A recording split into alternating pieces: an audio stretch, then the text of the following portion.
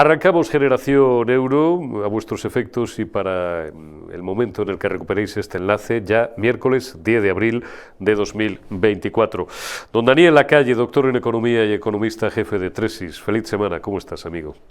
Muy feliz semana, muy bien, la verdad es que todo muy bien, estupendo. Todo estupendo. Oye, Daniel, lo primero que quiero preguntarte es tu opinión sobre este anuncio hecho el lunes por el Figura, por el presidente del gobierno, acerca de la supresión de la Golden Visa, que, como todo el mundo sabe, bueno, pues era un mecanismo utilizado, según los datos que he visto, pues por poco más de 6.000 personas no sé si en la última década o en los últimos años, pero bueno, que a través de la inversión de un mínimo de €500.000 en bienes inmuebles en España, pues permitía acceder a la nacionalidad. Esto lo ha vendido el Figura como la solución, el bálsamo de Fierabras para el problema de la vivienda, que yo no sé si afectará como mucho al 1%, al 0,5%, y quizás ya estoy siendo excesivo, y además era una recomendación, o en fin, ya Bruselas había instado a ello, cosa que yo sinceramente no recordaba. ¿Qué valoración haces de este anuncio, Daniel? Bueno, lo primero es que el gobierno está utilizando este anuncio para desviar la atención, para no variar, ¿no? O sea, ¿qué es lo que ocurre? Decir que van a destensionar el mercado de vivienda eliminando la Golden Visa es como para morirse de la risa. ¿Tú sabes cuántas viviendas con Golden Visa se compraron en el año 2023? 589. 589. ¿Sabes lo que te quiero decir? Sí. En un país en el que se vendieron 640.540 viviendas. 589. Por Dios de mi vida, ¿sabes? O sea, es ya la propaganda y la idiotez. A ver, yo particularmente, yo no estoy a favor de la Golden Visa. ¿Por qué le van a tener que dar un trato preferencial a alguien a la hora de recibir un visado por comprar una vivienda? Pero es que también estoy en contra de que le den la nacionalidad a un inmigrante ilegal en vez de a la persona que lleva 4 años trabajando y con Eso es, ganas de... ¿Sabes? O sea, esto es. quiero decirte que aquí se está intentando vender que España era como una especie de paraíso en el que venían los ricos y se les daba la nacionalidad por comprarse una casa. Bueno, vuelvo a repetir, 589. Yo particularmente no me parece una medida ni buena ni mala, me da exactamente igual, pero tampoco me gusta obviamente que haya privilegios por el lado de la inmigración ilegal, de las personas que de facto aparecen y reciben su nacionalidad por delante de personas, por ejemplo, los ucranianos, ¿no? O los rusos, que han estado trabajando, etcétera, etcétera, un montón de personas, ¿no? Y que quieren ser españoles, ¿verdad? Por lo Esta, tanto, una ridiculez, una estupidez de tal calibre, ¿sabes? Que es que el supuesto gurú económico de Sumar, que es un oxímoron en sí mismo, ¿sabes? Dice, hay que agradecerle a Sumar que se tome esta medida para mejorar el acceso a la vivienda a las personas. 589 viviendas. ¿Y por qué lo hacen? Para desviar la atención de lo que sí es importante, que es que este gobierno, Sumar y el PSOE, se comprometieron, ¿te acuerdas cuando hacían una especie de carrera a ver quién prometía más viviendas sociales? 189.000, no, 150.000, no, otras 200.000. Iban prometiendo cientos de miles de viviendas sociales, han hecho cero, claro. cero, ¿de acuerdo? Y entonces ahora te dicen que van a destensionar el mercado de la vivienda de España por 589 viviendas de 640.000. Aquí la única que ha hecho viviendas sociales, y ya lo hemos destacado en más de una ocasión, es Isabel Díaz Ayuso y el gobierno autonómico de la Comunidad de Madrid. Oye, bueno, solamente una cuestión y luego te pregunto por Eso algo es que... importante lo que acabas de decir, ¿eh? Sí. Las viviendas sociales que se han hecho en España, porque ahora me dirán, no, no es verdad que hayan hecho cero. No, no, no, no. Es verdad que han hecho cero, porque las pocas que se han hecho las ha hecho las comunidades autónomas, Así es. no el gobierno. Isabel Díaz Ayuso, porque además me dieron el dato en su día, cuando estábamos en esa carrera a la que se refiere Daniel Lacalle, 100.000, 150.000, 189.000, tal, ¿no? Hemos visto ahí, habéis visto unas imágenes del figura de aquella campaña hasta acariciando perros. Decía un viejo maestro mío de periodismo hace muchos años, decía: en campaña electoral se besan muchos niños, y añado yo, y se acarician perros. En Portugal sí que he leído algunas informaciones en las últimas horas en el sentido de que iban a aprovechar esta decisión. Yo me ocurre lo mismo, yo estoy de acuerdo con Daniel, no veo por qué haya que darle a nadie ningún privilegio, pero vamos, a nadie es a nadie, ni al rico riquísimo, ni al tío que llega en patera y que le colocan con preeminencia sobre un tío que lleva 4 años o 10 o 12, que lo tengo, esto lo hemos escuchado, gente que son de una nacionalidad, de países incluso africanos, que llevan 12 años, creo que lo contaba aquí un día Bertrand también, 12 años trabajando en España, dicen: joder, ¿y por qué me tiene que...? Yo soy tan español ya como el que más, y desde luego mucho más español que este que acaba de llegar hace 2 meses. ¿Por qué me tiene que adelantar? Eso es lo que yo creo que es lo importante. Lo importante aquí es que no se utilice, que es lo que están haciendo, de manera demagógica, nada más. Nada más, o sea, y desde luego no... en la demagogia, vamos, ya excede todo lo razonable. Está claro. Oye, Daniel, nos hemos enterado de que el figura le había prometido a sus socios independentistas, a cambio de su apoyo, sillones en el IBEX. ¡Hombre! ¡Oh, sorpresa! Esto es de libro, claro, esto es de libro total. Claro que era más que evidente, porque cuando Esquerra Republicana y Bildu, etcétera, etcétera, le decían que lo de las empresas y no sé qué, y que la Esquerra Republicana quería que se pusiesen una multa a las empresas que se habían ido, etcétera, detrás siempre iba: lo que queremos aquí son sillones, lo que queremos sillones es en empresas privadas, ¿sabes? Increíble, ¿no? Total. Está meridianamente claro. A mí me resulta escandaloso, por ir a un tema colateral, dirán ustedes, no tiene que ver, bueno, tiene que ver y no tiene que ver, y es tocar un poco el asunto de Begoña Gómez, que parece que está muy manido, pero no queda más remedio que seguirlo tocando, en atención precisamente a grandes empresas del IBEX y del no IBEX, que han ayudado a los proyectos empresariales de La Señora, temporada 1 de La Señora, lo cual, bueno, pues hombre, no es ni bueno ni malo en sí mismo, no sé, seguramente no es ilegal. Será un juez, en todo caso, si se llega a judicializar alguno de los aspectos de este asunto, el que determine, pero éticamente puede ser discutible que, prevaliéndose de su posición como señora de su señor, del presidente del gobierno, pues en fin, sea recipendiaria de determinadas regalías. Mi pregunta, de todas formas, es más concreta, Daniel. ¿No habría que regular de una maldita vez en España, como por ejemplo está absolutamente normalizado en el mundo anglosajón y en países del norte de Europa, la figura del lobista? Y ya de paso, en este caso, y desgraciadamente tiene que ver, pues también a lo mejor regular la posición de la primera dama, que en España no existe. Lo digo para evitar confusiones, y ya me salgo de Begoña, de que si el ministro hace una gestión, de que si un secretario de Estado levanta un teléfono, de que si un diputado accede a una determinada ayuda a cambio de, vayan ustedes a saber qué favores. ¿No habría que regular eso en España, Daniel? Sí, lo que pasa es que claro, cuando estamos en una situación de echa la ley, echa la trampa, pues entonces lo que hace el gobierno es que le da exactamente la regulación. En España hay regulaciones muy claras con respecto a este tipo de actividades. ¿Se tendría que hacer? Absolutamente. Yo es que no tengo absolutamente nada en contra de un lobby, siempre que el lobby, porque el lobby, pues, oye, está defendiendo sus intereses de manera legítima y de manera transparente. Maravilloso, totalmente a favor. Pero, ¿qué es lo que pasa? Que aquí se utiliza el subterfugio este de escondiendo bajo que estás en contra de los lobbies, lo que estás haciendo en realidad es lobismo, que es corrupción política, ¿verdad?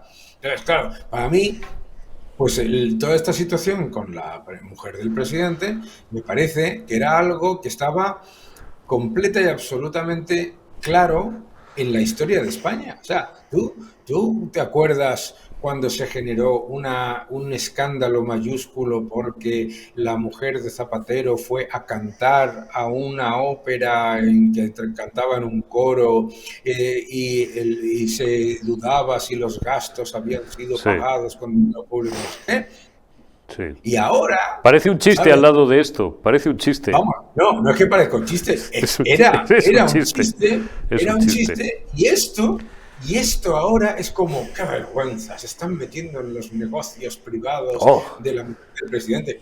Pero ¿cómo puede tener la mujer del presidente un negocio privado en el que se reúna con una empresa y a esa empresa le den un contrato millonario un mes después público? Claro. ¿Cómo? Hombre, claro que es un escándalo, tú lo decías muy bien, ¿no? No sé si será legal o ilegal. Es un escándalo en cuanto a la evidencia de que la firma de Begoña Gómez vale más que la de Elvis. Porque claro, joder, te vas ahí, Begoña Gómez te firma un papel y te dan un contrato público de 7 millones. Su socio estratégico, no sé cuántos, tiene unos ingresos de 14, 15 millones por contratos públicos, todo eso. Hombre, pues dices, pues claro que no es serio y desde luego no es defendible, sobre todo porque además si tú me dices, hombre, es que se ha dedicado toda la vida a esto. Hombre, es que esto es lo que claro. ella hace, o lo que sea, que es lo que le están intentando atacar, por el lado por el que intentan atacar a la familia de Ayuso, que toda la vida ha hecho una actividad perfectamente legítima. No, es que antes de estar en la Moncloa, ella no hacía absolutamente nada de eso. Ella llevaba, que yo sepa, la contabilidad de la empresa de su padre, que hace muy bien, Punto. ¿vale? Y Punto. punto, ¿no? Y no se dedicaba a hacer lobby para que a empresas se les diesen contratos públicos, ni a buscar clientes para un máster en el que empresas públicas en las que el presidente ha sido nombrado por el gobierno decide mandar a alumnos pagando al máster, etcétera, etcétera. Pero vamos a ver, si es que es la duda de que eso es reprobable, es que no existe. O sea, tienen que inventarse que esto es como, no sé, pues irrelevante, pero es que, vamos, cualquier persona dice, pero ¿cómo que esto es irrelevante? Además que es muy sencillo, si además, si ella si es irrelevante y esto no se debería hacer, pues es muy sencillo. Lo que tiene que hacer es renunciar a cualquier contrato público, renunciar a que las empresas públicas les envíen a alumnos pagados a sus másters, renunciar, o sea, lo normal, ¿no? O sea, no sé, como decía Margaret Thatcher, ¿no? Si una dama tiene que decir que es que no es una dama, ¿no? Entonces tienes que garantizar que no haya el más mínimo nivel de duda. Y aquí hay mucho más que dudas, claro. Aquí hay muchísimas dudas y además es una mala estrategia, y no abuso más de tu tiempo, Daniel, es una mala estrategia simplemente, en vez de articular un relato alternativo, sea creíble, sea increíble, sea medio pensionista, como se han hecho en otros asuntos, como la amnistía y muchísimas otras cuestiones, aquí, y por eso sé, porque ya tenemos algunos años que hemos tocado fibra, la defensa es el ataque, más que el ataque, la amenaza. Pues, No te dan claro, ningún tipo de explicación, no hacen desmentidos oficiales, te amenazan. Y además y lo he dicho en un formato anterior en la retaguardia y lo vuelvo a repetir, es plenamente consciente del pánico que genera en algunos, y no necesariamente en los más jóvenes, porque él y todos los que le rodean, le gusta generar ese pánico. Cuidado que yo soy el Estado y el Estado tiene una capacidad brutal para triturarte y para matarte civilmente. Es la única defensa. Y eso pues me hace concluir que, si no más temprano, un poquito más tarde, tampoco demasiado tarde, al final van a tener que dar explicaciones no solo en sede parlamentaria, sino en sede judicial. Él es muy complicado. No porque sea aforado, porque llevar a un presidente del gobierno ante un magistrado del Supremo, pues hay que atarse bien los machos y los mecanismos institucionales no lo facilitan. Pero ella, esto es una opinión mía personal, yo estoy absolutamente convencido de que más pronto, más temprano que tarde, tendrá que hacerlo. Pero bueno, estaremos atentos pero sí. fíjate que aquí lo importante de verdad es no es si es legal o ilegal. Ah, Es si es honesto o no es honesto. Es claro. si es aceptable o reprobable. Es si es... O sea, esta gente que se pasa todo el día acusando a cualquiera de corrupción, incluso como ha ocurrido con el hermano de Ayuso, continúan Ah, después de haber sido exonerado por la justicia ah, europea y nacional. Esta gente está permitiendo algo que es estéticamente, moralmente, etcétera, reprobable en todos los sentidos, en todos los sentidos. Yo no dudo, fíjate, te voy a decir una cosa, mm, yo no dudo para nada de la buena voluntad de Begoña Gómez en cuanto a su interés en que a las empresas les vaya relativamente bien o en su objetivo de sostenibilidad, etcétera, etcétera, etcétera. Pero precisamente por ser la mujer del presidente y por la buena voluntad que no le pongo en duda, debería haberse eliminado cualquier posibilidad por su parte de que la gente haga 2 más 2 y sume que se va a un viaje y luego hay un contrato público, que se va a un sitio con dinero de los y con mm, el avión de los españoles, que el Falcon no es de Sánchez, es de los españoles, mm. que etcétera, etcétera, etcétera. Es decir, precisamente lo que tendría que haber tenido es un nivel de exigencia hacia sí misma y hacia sus socios mucho mayor que el que tendría en su actividad privada, como Claro, cualquiera de nosotros, cada día. Porque claro. piénsalo por un momento, ¿eh? Cualquier autónomo o empresario de España, las historias y trabas y elementos burocráticos que tiene que Mm, llevar a cabo Hacienda para justificar que un viaje como por ejemplo los que ella ha hecho eso, etcétera, mm. no son remuneración, son remuneración o no son remuneración. Eso Es es. alucinante, ¿sabes? Porque claro, si a ti te pagan un viaje a Kenia y te vas con el dinero de los españoles a Kenia, eso no aparece como remuneración, porque yo conozco un montón de pequeños empresarios a los que les han dicho que si les han invitado a un concierto eso es remuneración, ¿sabes? Está meridianamente claro y sobre todo que si eso fuera, como dice Daniel, efectivamente, vamos a presuponer la buena fe de Begoña Gómez y que quería Claro, impulsar las empresas, pues es tan fácil como que ahora lo explicaran y sin embargo no están dando explicaciones, se han y además es tan encasillado, sencillo. claro, Eso es, tú lo acabas de decir. Es que es ese, ese es el tan punto fácil como dar inmediatamente todas las explicaciones. Y y ya está. segundo, y lo más importante, inhibirte, decir, oye, sí, sí, mira qué fastidio, tenemos una buena oportunidad y tal, pero es que yo soy la mujer del presidente. Yo soy la mujer del presidente de España. Y tengo, por lo tanto, un objeto. Oye, que la mujer de Felipe González, que era una profesional de altísima remuneración, cuando Felipe González Mm, llega al gobierno, se inhibe de toda una cantidad de cosas así es.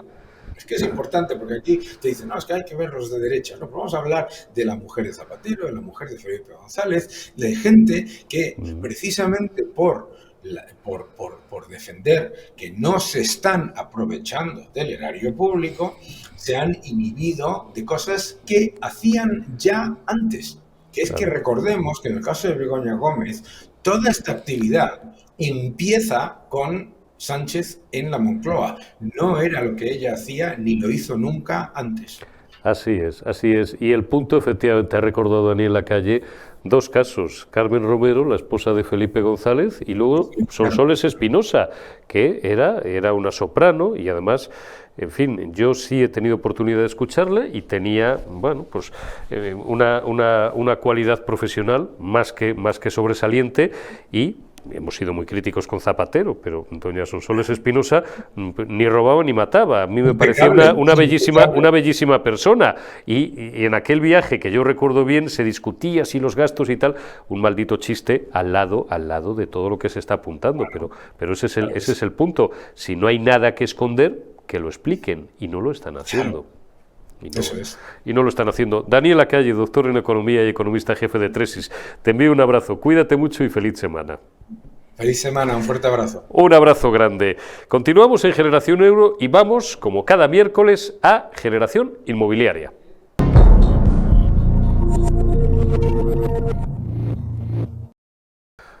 Pues arrancamos, como os decía, Generación Inmobiliaria, como cada miércoles, con los amigos de Gilmar, y hoy tenemos la suerte de tener con nosotros a Mar Criado, directora de Alquileres de Madrid Exterior de Gilmar. Doña Mar, buenos días. ¿Lo he dicho bien? Eurico, sí, claro. Porque son ustedes varios directores generales. Sí, sí, tenemos varias divisiones y somos varios.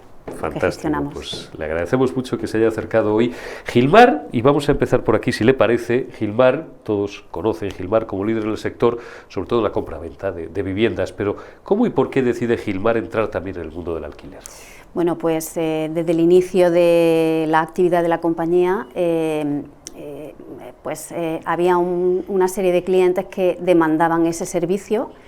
Y se destinó a una serie de personas para cubrirlo, y poco a poco fue tomando volumen hasta convertirse hoy en un departamento completamente independiente, y yo diría que un área más de negocio de la compañía. Ya hay varias delegaciones, en fin, poco a poco se ha ido sumando personas y consolidando el departamento. ¿Cómo y por qué afecta a la compra, o ha ido modificando un poco el mercado de la compra-venta, la irrupción del alquiler y la opción de alquilar? ¿Cómo es la interacción entre esos dos mundos, entre esos dos mercados? Pues a ver, tradicionalmente España siempre ha sido un país más de propietarios que de arrendatarios. Siempre ha habido una proporción aproximada como de un 80-20, 80% de propietarios y 20% de arrendatarios, en contraste con el resto de Europa, que ha habido muchos más arrendatarios, más o menos entre un 60-40. Pero sí que es cierto que en los 20 últimos años la tendencia es a sumar arrendatarios en esa proporción. Se ha empezado, los promotores han visto como un modelo de negocio la construcción para alquilar, el famoso movimiento del Build to Rent, y pues poco a poco se han ido incorporando muchos más inmuebles al mercado del alquiler, para llegar a convertirse hoy en una proporción aproximada de un 70-30, más o menos. Por tanto, ¿cómo está el mercado del alquiler en España, en nuestro país? ¿Cuál es su salud? Bueno, en este momento es complicado, y no estoy contando nada nuevo, porque todo el mundo, estamos escuchando noticias relativas pues todos los días. El mercado depende de la zona, no es lo mismo una zona rural en la que apenas hay demanda que una gran ciudad que concentra fundamentalmente la demanda. Entonces hay mucha diferencia, pero sí que es cierto que está muy complicado, porque ha habido un crecimiento de la demanda frente a una caída de la oferta. Esto significa que, factores como la inflación, la pérdida del poder adquisitivo de los compradores, el endurecimiento de las condiciones de la concesión de hipotecas por los bancos, hace que esos compradores frustrados deriven al mercado de alquiler. Aumenta la demanda y, por otro lado, en lugar de corresponder con subida de la oferta, pues ha ocurrido el efecto contrario. La inestabilidad política, la inseguridad de los propietarios, incluso la publicación de la ley de vivienda, que hemos visto cómo está afectando bastante, eso le iba a preguntar, ha generado pues una caída importante de la oferta, que se está calculando aproximadamente como en el 30%. Antes teníamos mucho más producto y es que ahora pues no se corresponde la demanda con la oferta que hay. Claro, efectivamente, eso se ha subrayado desde muchos ámbitos. Desde el Colegio de Economistas y economistas independientes han alertado acerca de ese asunto, ¿no? Que lejos de aumentar la oferta, pues iba a producir un decrecimiento, ¿no? y una distorsión en el mercado. Hablemos un poco, si le parece, Mar, de Gilmar, es decir, ¿por qué anime a quien nos esté viendo a que se ponga en manos de Gilmar a la hora tanto de alquilar una vivienda como de poner su vivienda en alquiler? ¿Qué ofrece Gilmar que otros no ofrezcan? Pues yo creo que Gilmar como marca en sí, pues ya es una garantía para cualquier cliente, tanto para los que nos conocen como para los que no nos conocen. Nosotros siempre hemos tenido un objetivo claro de personalización de la gestión. Cada inmueble, o sea, desde el punto de vista del propietario, pues cada inmueble lo tratamos como si fuese nuestra propia casa. Estamos buscando permanentemente ofrecer garantía a los clientes, como he dicho antes, y sobre todo pues que se sientan cómodos en la gestión que hacemos, que se sientan acompañados durante todo el proceso, que es lo que procuramos, lógicamente. Vamos, de alguna manera pues los cogemos de la mano y los acompañamos durante toda la gestión del alquiler, y no solamente nos despedimos de ellos cuando firmamos el contrato y hacemos la entrega de llaves, sino que estamos ahí durante toda la vida del contrato, pues para asesorarles, apoyarles, e incluso para cuando llega la hora de finalizar su arrendamiento, pues le documentamos esa finalización, de modo que estén, pues que no sea un servicio que se presta de intermediación pura y dura a la hora de alquilar, sino que va más allá de eso. Tenemos un departamento jurídico que bueno, pues que nos apoya también cuando necesitan cualquier consulta, y que estamos ahí. Y luego tenemos otros servicios pues que también los ponemos a disposición de los clientes, que los valoran, pues como es el departamento postventa, que le ofrece soluciones a muchos de sus problemas. Pues tú alquilas una casa, necesitas una mudanza, pues te viene muy bien alquilar muebles si no los tienes, un decorador. Pues todo este tipo de servicios los ofrece nuestro departamento postventa y bueno, al final es una solución y una ventaja que tienen los clientes. Por otro lado, pues también tenemos otro tipo de servicio para propietarios, que es la gestión integral de inmuebles, el que conocemos como Property Management, pues que resuelve cualquier incidencia también para una vivienda de cara al propietario, y sobre todo que el propietario se queda completamente tranquilo, no tiene nada más que darnos la llave y recibir su renta puntualmente todos los meses. Pues me tiene usted prácticamente ya convencido, porque yo, esto sería para otra conversación, siempre he sido más partidario del alquiler que de la propiedad, en esto y en otras cosas, pero bueno, había un viejo aserto que decían que los que eran ricos de verdad, siempre, bueno, pues eso, decían, valga la redundancia, que para qué vas a comprar algo por lo que puedes pagar. Bueno, esto es una broma, permítamela. ¿Ofrecen ustedes también alquileres de corta estancia? Sí, precisamente tenemos una división nueva que se dedica exclusivamente a los alquileres de corta estancia. Las zonas en las que se centra pues son zonas con más demanda de ese tipo de alquileres, pero vamos, se gestiona prácticamente en todas las zonas. Y bueno, y como novedad diría que te podemos ofrecer incluso un barco para pasar tus vacaciones. No solamente una vivienda, un apartamento o una casa maravillosa, una villa maravillosa, sino, si te apetece, pues te buscamos un barco. Lo que más me puede gustar. Además es que yo no quiero el barco todo el año. ¿Para qué? Si yo lo quiero 15 días. Claro. lo quiero 15 días, efectivamente. Ustedes, Gilmar está concebido como una marca de gama media-alta para la compraventa de viviendas. ¿Cómo se sitúan ustedes en el mercado de alquiler? Pues nosotros, nuestro producto tenemos todo tipo de viviendas, un poco en correspondencia con el tipo de clientes que tenemos, pero claramente nos posicionamos en un segmento medio alto y alto. O sea, el producto es de todo tipo,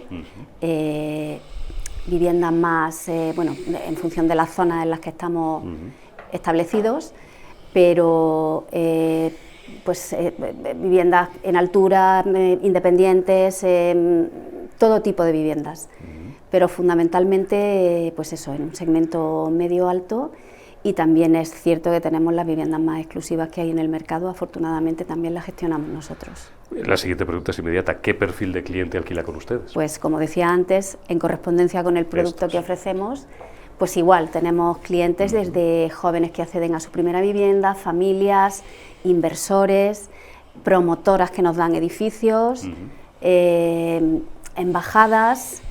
Y bueno, pues también hay que hablar se nos conoce por muchas celebrities que nos han pedido que gestionemos o que les ayudemos a buscar vivienda. sé que se queden ustedes con las ganas, pero a menos que ella quisiera, evidentemente, por una razón profesional perfectamente entendible, pues no le vamos a preguntar si hay algún famoso, famosísimo, algún deportista, claro, porque no debe, lógicamente, y no es procedente. Esto sí que no es una broma, esto es un comentario pertinente, porque a veces nos dicen, hombre, pues, ¿y no le ha preguntado a usted por quién es? Pues, hombre, no. No, evidentemente, porque son clientes de altísimo nivel que probablemente lo que menos gracia les haga sería que se conocieran más datos de los necesarios. Y que precisamente confían en nosotros por el nivel de confidencialidad de nuestro equipo de personas. Así es, porque estamos hablando de una gran marca, de una marca líder. Nuevas tendencias, doña Mar, ¿por dónde van las nuevas tendencias en el mundo del alquiler? Pues para nosotros la tecnología es fundamental. Las redes sociales también, todo el eco en redes sociales, estamos invirtiendo mucho de nuestros recursos para ir al compás de cómo avanza, pero sí que es cierto que el acceso a la información hoy día es fundamental para nosotros. Ajá. Tenemos herramientas muy precisas que nos ayudan, que agilizan nuestro trabajo y que son la base para poder llegar a completar la gestión que hacemos. Por ejemplo, ya no le sorprende a nadie hoy día firmar un contrato con todas las garantías jurídicas entre dos personas que están en dos puntos diferentes del mundo, o que puedas ver una casa en Madrid estando en Canadá con realidad virtual, que la estás pisando prácticamente, o no sé, te estoy enseñando una casa y a la vez que la estás viendo, pues yo te puedo enseñar en mi pantalla a golpe de clic esa misma casa con la reforma que tú quieres y decorada un poco con el estilo que tú quieres. Entonces todo eso nos ayuda obviamente en la comercialización y hacer varias simulaciones incluso, ¿no? Y tener la posibilidad de la inteligencia artificial nos abre una puerta importantísima y nos ayuda sobre todo por eso, porque mejora muchísimo la forma de nuestro formato de trabajo y nos ayuda, agiliza la gestión, es fundamental. O sea, yo creo que hoy día no podríamos trabajar sin tecnología, ni nosotros ni muchos otros sectores. Ni muchos otros. Es más, nos preguntamos, igual que cuando aparecieron los grandes buscadores o cuando apareció Internet en nuestras vidas hace 25 años, y cómo trabajábamos antes sin Internet, pues cómo dentro de nada ya nos vamos a preguntar, ¿y cómo lo hacíamos esto antes sin inteligencia artificial? Todos nos preguntamos, ¿cómo podíamos trabajar y vivir sin Internet? Pues eso es. Así es. Antes de despedirla, doña Mar, no puedo, bueno, pues precisamente porque afecta al sector inmobiliario, no puedo hacerlo sin preguntarle simplemente una opinión o una valoración acerca del anuncio hecho, nos están viendo ustedes ya el miércoles, hecho el pasado lunes por el presidente del Gobierno, sobre la supresión de la Golden Visa, que, como se sabe, es un mecanismo que, a partir de la inversión de más de $500.000 de euros en activos inmobiliarios, permitía la residencia o la nacionalidad en España.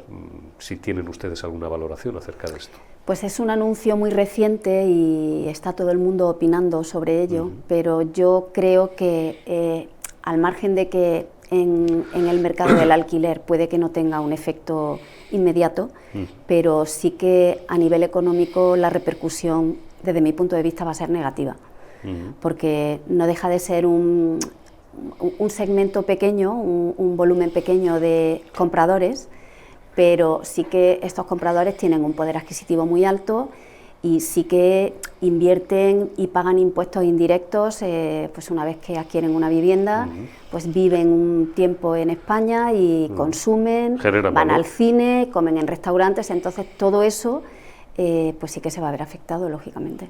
Pues entendemos que va a ser Nos queda claro. Doña Mar Criado, directora de Alquileres Madrid Exterior de Gilmar, muchísimas gracias por haberse acercado esta semana a los estudios de Periodista Digital, y como les digo siempre, les deseo suerte y buen negocio también, y sobre todo su suerte, que es la suerte de sus clientes, claro, de los que confían en Gilmar. Claro que sí, pues ha sido un placer también para mí, muchísimas gracias. Muchísimas gracias. Gracias, Mar Criado, gracias también a todos ustedes. Cerramos Generación Inmobiliaria y cerramos Generación Euro. Mañana más y mejor.